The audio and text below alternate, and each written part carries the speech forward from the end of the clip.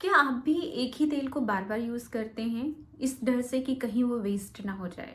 तो मैं यहाँ बात करने वाली हूँ आज की इस वीडियो में कि आप जो तेल बार बार तलने के लिए यूज़ करते हैं एक ही तेल को, उसे किस यूज़ में आप ला सकते हैं और उसे बार बार आपको गर्म करना या उसे रीयूज़ क्यों नहीं करना चाहिए। तो hi, this is me dietitian Khushboo and you all welcome in my video. And आज के इस वीडियो में मैं बात करने वाली हूँ कि हम एक ही तेल को बार बार क्यों ना यूज़ करें। अगर आप में से कोई भी ऐसा करता है तो इस तरह से करने से बचें, क्योंकि ये हमारी हेल्थ पे बहुत सारा कॉम्प्लिकेशंस क्रिएट करता है। वैसे तो दोस्तों, खाने के बहुत सारे ऑप्शन हैं एंड कुकिंग का भी बहुत सारे ऑप्शन है। आजकल तो टेक्नोलॉजी इतनी ज़्यादा आपकी एडवांस हो गई है कि एक बटन दबाओ और खाना अपने घर पे पाओ। लेकिन क्या आप जानते हैं कि जो आपने बाहर से खाना ऑर्डर किया है वो किस तरीके के ऑयल में बना हुआ है? जो डीप फ्राइड फूड होते हैं वो तो हमें खाने में लगते हैं बड़े स्वाद, क्योंकि वो होते हैं इसेंशियल फैटी एसिड में। लेकिन दोस्तों, कहानी कुछ और है। वैसे तो बहुत सारे रिसर्च में ऐसा पाया गया है कि एक ही तेल को हमें बार बार फ्राइंग के लिए यूज़ नहीं करना चाहिए, क्योंकि जो उसकी क्वालिटी होती है वो कहीं ना कहीं बहुत ज़्यादा गिर जाती है। अब आप पूछोगे कि क्यों, ऐसा क्या होता है कि एक ही तेल को गर्म करने से बार बार ऐसा क्या रिएक्शन होता है, ऐसी क्या चीज़ें होती हैं कि उसकी क्वालिटी गिर जाती है। तो आइए बात करते हैं, जानते हैं कि एक ही तेल को बार बार गर्म करने से ऐसा क्या होता है। दोस्तों, एक ही तेल को बार बार गर्म करने की वजह से एक तो उसकी न्यूट्रिशन वैल्यू जो है वो पुअर हो जाती है, यानी कि उसके जो पोषक तत्व हैं जो भी तेल में आपके पाए जाते हैं वो खराब हो जाएंगे। इसके साथ ही उसकी जो है कहीं ना कहीं उसमें ऐसे कोई केमिकल चेंजेस होते हैं, केमिकल प्रॉपर्टीज भी बदलती है हाई टेम्परेचर में होने की वजह से।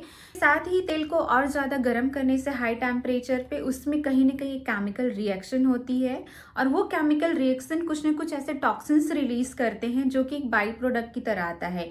ये बाई प्रोडक्ट जो होता है पॉलीसाइक्लिक एरोमेटिक हाइड्रोकार्बन होते हैं, जो कहीं ना कहीं बॉडी में जाकर के अनेक तरीके की प्रॉब्लम क्रिएट करते हैं।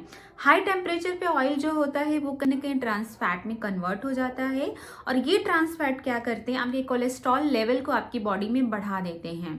तो अगर आप एक ही तेल को बार बार गर्म कर रहे हैं, उसे यूज़ कर रहे हैं, तो मैंने जैसे बताया कि जो तेल होता है उसे हाई टेम्परेचर पे गर्म करने की वजह से वो ट्रांस फैट में कन्वर्ट हो जाता है। एंड ये ट्रांस फैट क्या होता है, जाके आपकी बॉडी में आपकी जो कोलेस्ट्रॉल लेवल है, आपका एलडीएल कोलेस्ट्रॉल है जो कि आपका बैड कोलेस्ट्रॉल होता है, खराब कोलेस्ट्रॉल होता है, उसके लेवल को बढ़ाते हैं। एंड आपका जो गुड कोलेस्ट्रॉल है उसके लेवल को ये कम कर देते हैं, यानी कि एचडीएल कोलेस्ट्रॉल के लेवल को ये रिड्यूस करेंगे, एलडीएल कोलेस्ट्रॉल के लेवल को इंक्रीज करेंगे, जिससे कि आपको बहुत सारी प्रॉब्लम आती है। आपका ओवरवेट हो सकता है, आपका लीवर खराब हो सकता है, इसके साथ ही आपका जो है हार्ट से रिलेटेड प्रॉब्लम हो सकती है। बार बार एक ही तेल को अगर आप यूज़ करते हैं जो आपने तल करके रखा हुआ है, तो उससे बहुत सारी कॉम्प्लिकेशन आती हैं। आपको कोलन कैंसर के चांसेस होते हैं, आपको स्टमक से रिलेटेड बहुत सारी प्रॉब्लम होगी, एसिडिटी बहुत ज़्यादा होगी, ब्रेस्ट कैंसर बहुत जल्दी होने का खतरा होता है। इसके साथ ही क्योंकि ये कार्सिनोजेनिक इन नेचर होता है, तो कार्सिनोजेनिक है तो ये कई तरीके के कैंसर आपकी बॉडी में क्रिएट करते हैं। तो अब आते हैं कि जो फ्राइंग के लिए हमने तेल यूज़ किया है उसका क्या करना चाहिए। क्या हमें उसे फेंक देना चाहिए, उसे हमें अपने पास रखना चाहिए? तो मैं तो ये बोलूँगी कि उस तेल को आपको फेंकना नहीं है, लेकिन हाँ, उसे आप अपने घर में जो है बहुत लंबे समय तक स्टोर करके मत रखिए। उसे बार बार जो है गर्म मत करिए, नहीं तो वो कहीं ना कहीं आपकी बॉडी में बहुत सारी तरह के प्रॉब्लम क्रिएट करेगा, जैसे मैंने बताया है। तो उस तेल का जो आप सबसे मोस्ट इंपॉर्टेंट मुझे लगता है यूज़ है कि आप उसमें सब्जी बना सकते हैं अपने घर में, जो रेगुलर आपकी सब्जियां बन रही हैं। अगर कोई तेल बच जाता है और अगर आपके फ्राइंग करना है तो दोबारा आप एक नया तेल लेकर के देन आप उसमें फ्राइंग करिए, तो ये आपके हेल्थ को जो है नुकसान नहीं पहुंचाएगा। वैसे तो फ्राइड फूड जो है कम से कम ही खाना चाहिए, लेकिन आप फ्राइड के शौकीन हैं तो आप सैलो फ्राई करके खा सकते हैं चीज़ों को, पूरी के बजाय पराठे खा सकते हैं, तो ये आपके हेल्थ को उतना नुकसान नहीं पहुंचाएगा जितनी कि पूरी से आपको हो सकता है।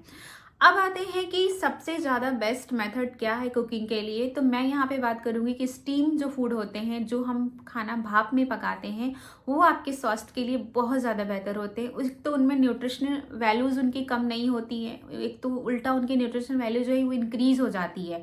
इसके साथ ही जो स्टीम में पकाए हुए फूड होते हैं वो कहीं ना कहीं बहुत फूड ऐसे होते हैं जो फर्मेंटेड होते हैं, तो उससे आपकी बॉडी को गुड बैक्टीरिया भी मिलते हैं, जिससे कि आपका गट हेल्थ बैलेंस होता है।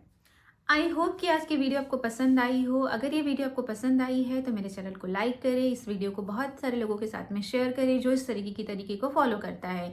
एंड तब तक के लिए स्वस्थ रहें, मस्त रहें।